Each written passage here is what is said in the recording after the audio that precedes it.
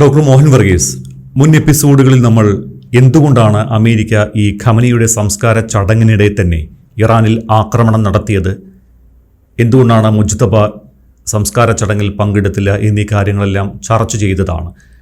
ഈ വെടിനിർത്തൽ നിലവിൽ വന്നതോടെ വിപണികളെല്ലാം മെല്ലെ കരകയറി വരുമ്പോഴാണ് വീണ്ടും ആക്രമണവും പ്രത്യാക്രമണവും ഉണ്ടാകുന്നത്.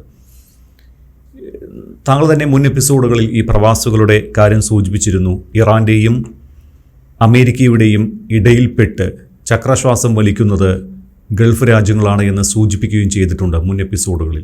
ഇപ്പോൾ ഈ യുദ്ധം രൂക്ഷമാകുകയാണ് എങ്കിൽ അത് പ്രവാസികളെ ഏത് രീതിയിൽ ബാധിക്കും? ഇന്ത്യക്ക് എത്രത്തോളം ആഘാതമുണ്ടാക്കും? അത് പ്രവാസികൾ വളരെ വലിയ ഒരു ആസറ്റാണ് ഇന്ത്യയെ സംബന്ധിച്ചിടത്തോളം. ലോകത്ത് ഏറ്റവും അധികം പ്രവാസികളുള്ള രാജ്യം ഇന്ത്യയാണ്. അതായത് Indian diaspora is the largest diaspora under the sun. അതായത് ഇന്ത്യയിൽ നിന്നും ഇന്ത്യൻ പൗരത്വമുള്ളതും കാലങ്ങളിൽ ഇന്ത്യയിൽ നിന്നും കുടിയേറി മറ്റ് രാജ്യങ്ങളിൽ ചെന്ന് പാർക്കുന്നവരുമായ ആളുകളാണ് ഡയസ്പോറ. അവിടെ അമേരിക്കയിലൊക്കെ എത്തിച്ചേരുന്നവർ അവിടെ പൗരത്വം എടുത്തുകൊണ്ട് അവിടുത്തെ പൗരന്മാരായി മാറുന്നു. അപ്പോൾ ഇന്ത്യൻ പൗരത്വം അവർക്കില്ല. അല്ലെങ്കിൽ യൂറോപ്യൻ രാജ്യങ്ങൾ, ഓസ്ട്രേലിയ, കാനഡ, ഇങ്ങനെയുള്ള രാജ്യങ്ങൾ, ന്യൂസിലൻഡ്. പക്ഷേ ഗൾഫ് രാജ്യങ്ങൾ അങ്ങനെയല്ല.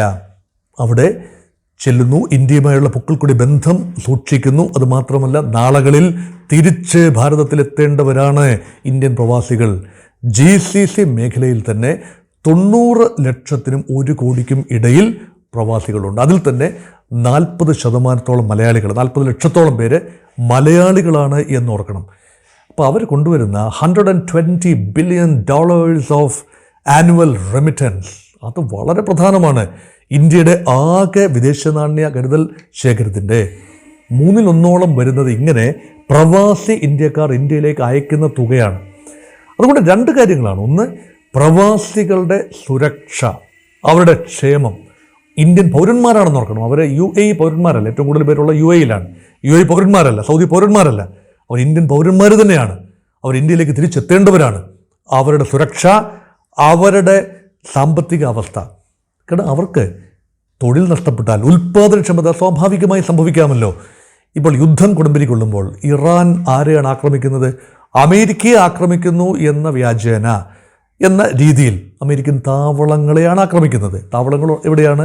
GCC രാജ്യങ്ങളിലാണ്. അപ്പോൾ GCCക്ക് മേലെ തന്നെയാണ് ഇറാൻ്റെ ആത്യന്തികമായി പ്രഹരമേൽക്കുന്നത്. സ്വാഭാവികമായി GCC രാജ്യങ്ങൾ, സൗദിയിലെ ഉൾപ്പെടെ എണ്ണ ഉത്പാദനം കുറച്ചുകൊണ്ട് വരേണ്ടി വരുന്നു. ഖത്തർ 1/3 കുറയ്ക്കേണ്ടി വരുന്നു. ഖത്തറിൻ്റെ എണ്ണ ഉത്പാദനവും ഗ്യാസ്, പ്രകൃതിവാതക ഉത്പാദനവും 1/3 കുറയ്ക്കേണ്ടി വരുന്നു. ഖത്തറിൻ്റെ തന്നെ ഇക്കോണമിയുടെ 5%, GDP-യുടെ 5% ഒലിച്ചു പോയി, ഒറ്റ വർഷം കൊണ്ട് ഒലിച്ചു പോയി എന്നാണ് പറയുന്നത്. വലിയ തോതിൽ 5 വർഷം കൂടി എടുക്കും ഇപ്പോഴത്തെ പൂർവ്വസ്ഥിതി പ്രാപിക്കാൻ. When other things remain equal, ഖത്തറിന് ഏറെക്കാലം വേണ്ടി വരും. കാരണം ആ രീതിയിലുള്ള ഡാമേജുകൾ ഉണ്ടായിട്ടുണ്ട് എണ്ണപ്പാടങ്ങളിൽ, ഗ്യാസ് ഫീൽഡിൽ ഒക്കെ തന്നെ.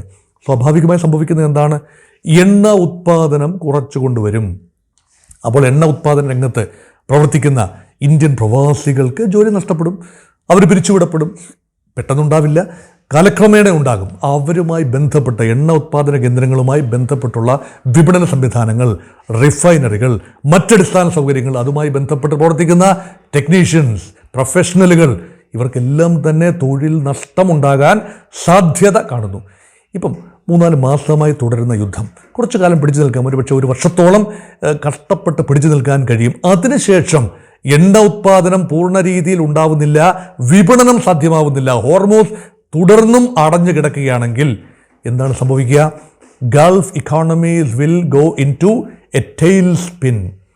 അവിടെ കഴിഞ്ഞ 2-3 ആഴ്ചക്കുള്ളിൽ സമാധാനം ഉണ്ടാവുന്നു എന്ന പ്രതീക്ഷയിൽ ആയിരക്കണക്കിന് കപ്പലുകളാണ് ഹോർമോസ് കടന്നത്. ഒരു ദിവസം ഏതാണ്ട് 130-140 കപ്പലുകൾ വരെ പോകാവുന്ന സ്ഥാനത്ത് അത്രയും എത്തിയില്ല എങ്കിൽ പോലും 80-90 കപ്പലുകൾ വരെ ഓരോ ദിവസവും പോയി 10-15 ദിവസം കൊണ്ട് 1000-ൽ പരം കപ്പലുകൾക്ക് കടക്കാൻ കഴിയുന്നു. അവശ്യ സാധനങ്ങളുമായി കപ്പലുകൾക്ക് പേർഷ്യൻ ഗൾഫിലേക്ക് പ്രവേശിക്കാൻ കഴിയുന്നു. ഈ കപ്പൽ നാവികരിൽ പലരും ഇന്ത്യക്കാരാണെന്ന് ഓർക്കണം. ലോകത്തുള്ള ആകമാന നാവികരിൽ ഒരു 20% കൂടുതൽ ഇന്ത്യക്കാരാണെന്ന് ഓർക്കണം. അവിടെയും ഇന്ത്യയുടെ താല്പര്യമുണ്ട്. പല വിദേശ കമ്പനികളുടെ ഫ്ലീറ്റുകളുടെയും ഈ മാൻ പവർ എന്ന് പറയുന്ന ഇന്ത്യൻ നാവികരാണ്.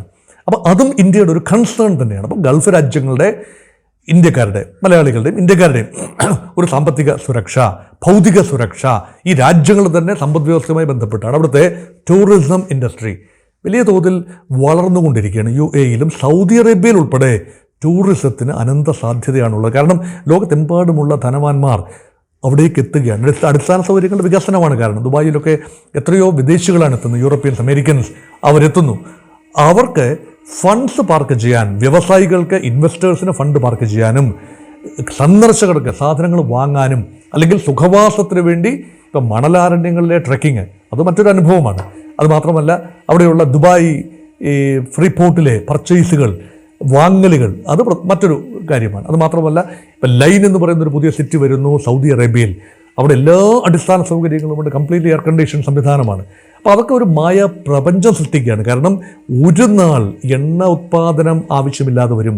ഹൈഡ്രോ കാർബൺ യുഗത്തിൽ നിന്നും ലോകം മറ്റൊരു ഫ്യൂവലിലേക്ക് മാറിയേക്കാം, അല്ലെങ്കിൽ ഊർജ്ജ ഉത്പാദനത്തിന് മറ്റൊരു ഉപാധി കണ്ടെത്തിയേക്കാം ലോകം. അതുവരെ മാത്രമേ ഉള്ളൂ ഗൾഫിൻ്റെ ഈ പളപളപ്പ്.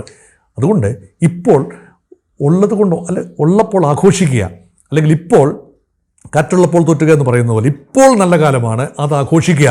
അതിനിടയിൽ, ഈ നല്ല കാലത്തിനിടയിലാണ് അശ്വിനിപാതം പോലെ യുദ്ധം വന്നുപെട്ടത്. അതുകൊണ്ട് ഇന്ത്യക്കാർ മാത്രമല്ല ഗൾഫ് രാജ്യങ്ങളിലെ എല്ലാവരും തന്നെ ഭീതിയിലാണ്. കാരണം ഇത് ഒരു പ്രൊട്രാക്റ്റഡ് കോൺഫ്ലിക്റ്റായി നീണ്ടു നിൽക്കുകയാണെങ്കിൽ അമേരിക്കയ്ക്ക് പൊടിയും തട്ടി പോയാൽ മതി. അമേരിക്കയെ സംബന്ധിച്ചിടത്തോളം എണ്ണയുടെ തലസ്ഥാനം ഒപെക് മേഖലയിൽ നിന്നും, അല്ലെങ്കിൽ പേർഷ്യൻ ഗൾഫ് മേഖലയിൽ നിന്നും അങ്ങ് പടിഞ്ഞാറേക്ക് നീങ്ങും. അമേരിക്കയ്ക്ക് എണ്ണ വിറ്റാൽ മതി.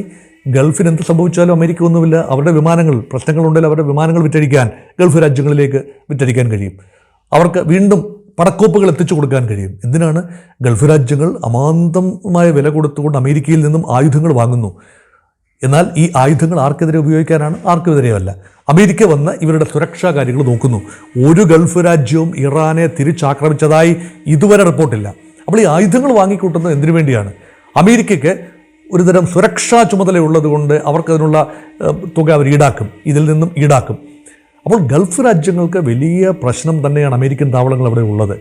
അതുകൊണ്ട് ഭാവിയിലും ഇപ്പോൾ കരാർ ഏതാണ്ട് തകർന്നിരിക്കുന്നു, ഭാഗികമായെങ്കിലും തകർന്നിരിക്കുന്നു. 14 ധാരണ, ഇടക്കാല ധാരണ, അത് തകർന്നിരിക്കുന്നു. അതുകൊണ്ട് യുദ്ധം ഏത് നിമിഷവും പൊട്ടിപ്പുറപ്പെടാം. ഇറാൻ അറ്റാക്ക് ഒരുപക്ഷെ ഗൾഫ് രാജ്യങ്ങളിലേക്ക് ഉണ്ടാകാം. എവിടേക്കെന്ന് പറയുന്നില്ല. ഇപ്പോൾ ഉണ്ടായിരിക്കുന്നത് 2-3 രാജ്യങ്ങളിലേക്കാണ്. ബഹ്റൈനിലേക്കും കുവൈറ്റിലേക്കുമാണ് കൂടുതൽ ആക്രമണങ്ങൾ ഉണ്ടായത്. അതിപ്പോൾ ഖത്തറിലേക്ക് കൂടി വ്യാപിച്ചിരിക്കുന്നു. കൂടുതൽ ഇപ്പോൾ UAE, ഈ റൗണ്ടിൽ UAE, സൗദി പോലെയുള്ള രാജ്യങ്ങളെ ഇറാൻ വെറുതെ വിട്ടിരിക്കുകയാണ്. പക്ഷേ അടുത്ത റൗണ്ടിൽ എന്താണ് സംഭവിക്കുക എന്ന് അറിയില്ല. അപ്പോൾ ഹോർമൂസ് വിഷയം ആളിക്കത്തി നിൽക്കുന്നത്തോളം കാലം ഗൾഫ് രാജ്യങ്ങളിലെ ജനതയ്ക്ക് സമാധാനമില്ല. പ്രത്യേകിച്ച് 1 കോടിയോളം വരുന്ന ഇന്ത്യൻ പ്രവാസികൾക്ക് ആശങ്കയുടെ നിമിഷങ്ങൾ തന്നെയാണ് ഇത് സംഭാവന ചെയ്യുന്നത്. അതുകൊണ്ട് യുദ്ധം എത്രയും പെട്ടെന്ന് തീരട്ടെ എന്നത് ഒരു പ്രതീക്ഷയായി തന്നെ നിൽക്കുന്നു.